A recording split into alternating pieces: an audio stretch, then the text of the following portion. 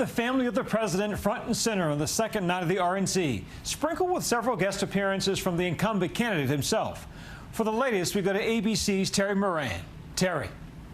I think it was a mixed bag for Republicans tonight. Donald Trump looked at the Democratic National Convention. He looked at that kind of Zoom conference convention. He said, I want more excitement.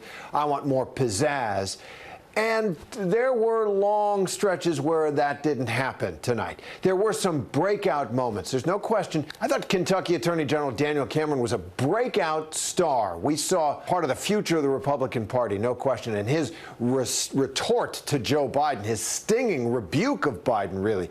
Biden, if you aren't voting for me, you ain't black, I thought was one of the most telling moments of the entire convention. Melania Trump, the headliner, she gave a traditional First Lady's speech about bringing the country together around issues of family and issues of togetherness. But it seemed to be mixed a little bit with also that attack mode that we've seen so much from the Trump family. And I thought it was an uneasy mix. I also thought it was too long. So a mixed bag for Republicans. Some breakout moments, but I don't think it was the pizzazz and the excitement that Donald Trump, reality TV star and the best producer in this medium right now, wanted for night 2 of his convention. Our thanks to Terry. Now, more of the second night of the RNC and the big moments. Here's ABC's Janae Norman.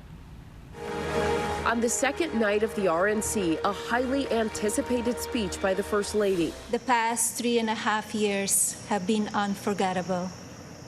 There are no words to describe how honored, humbled, and fortunate I am to serve our nation as your First Lady. Melania Trump delivering her keynote address live from the White House Rose Garden, speaking to an audience that included her husband, as well as Vice President Pence and the Second Lady. Just as you are fighting for your families, my husband, our family, and the people in this administration are here fighting for you. Melania rarely speaks publicly about the president. He loves this country, and he knows how to get things done. As you have learned over the past 5 years, he's not a traditional politician. He doesn't just speak words. He demands action, and he gets results. The future of our country has always been very important to him, and it is something that I have always admired. And it wasn't just his wife. Trump's children, Eric. I'm proud of what you're doing for this country. I'm proud to show my children what their grandfather is fighting for. And Tiffany spoke to their father's vision. My father does not run away from challenges, even in the face of outright hatred, because fighting for America is something he will sacrifice anything for. He dreams big dreams for our country.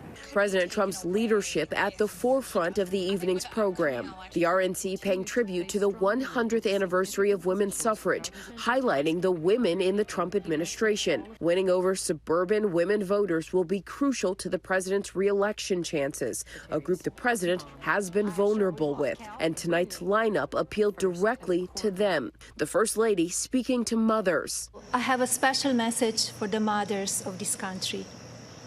This modern world is moving so fast, and our children face challenges that seem to change every few months. Like every parent in this country, I feel there are so many lessons to teach our son, and responsibilities as his mother, but there are just not enough hours in the day to do it all. The First Lady speaking on a range of topics from racial injustice to the coronavirus. I know many people are anxious and some feel helpless. I want you to know you're not alone. My husband's administration will not stop fighting until there is an effective treatment or vaccine available to everyone. The pandemic will be a major issue this fall. In a new poll out yesterday, only 31% of Americans approve of the president's handling of coronavirus. Trump and the RNC are trying to change that narrative. And when it comes to the economy, the White House is facing an uphill battle. Since March, the U.S. has seen record numbers of unemployment, with millions of jobs lost in just 5 months, and the worst GDP drop in history last quarter. Still, White House economic advisor Larry Kudlow hailed the economy pre-COVID and doubled down on the administration's economic recovery plan. Look, our economic choice is very clear. Do you want economic health, prosperity, opportunity, and optimism? Or do you want to turn back to the dark days of stagnation, recession, and pessimism? I believe there can't be better economic policies than we've had in recent years. So I say, stay with them. And Kudlow wasn't the only member of the administration to voice support for the president. I'm Mike Pompeo. I'm speaking to you from beautiful Jerusalem, looking out over the old city. Mike Pompeo became the first sitting Secretary of State in modern times to deliver a speech in support of a president at a political convention.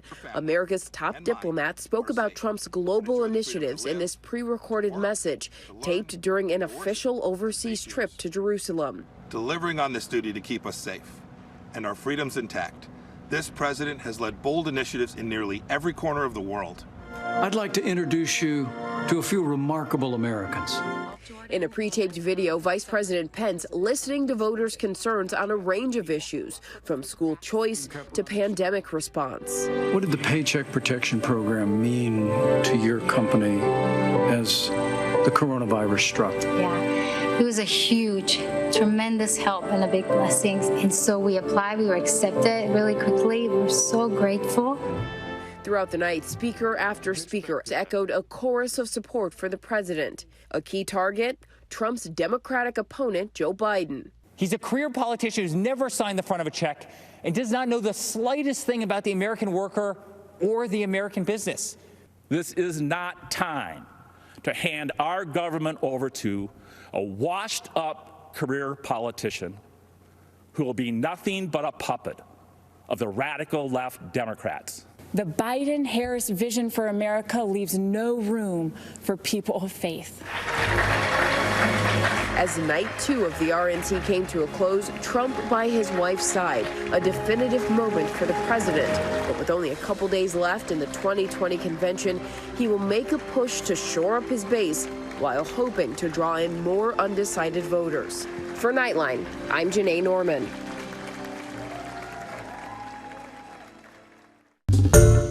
Hi everyone, George Stephanopoulos here. Thanks for checking out the ABC News YouTube channel. If you'd like to get more videos, show highlights, and watch live event coverage, click on the right over here to subscribe to our channel, and don't forget to download the ABC News app for breaking news alerts. Thanks for watching.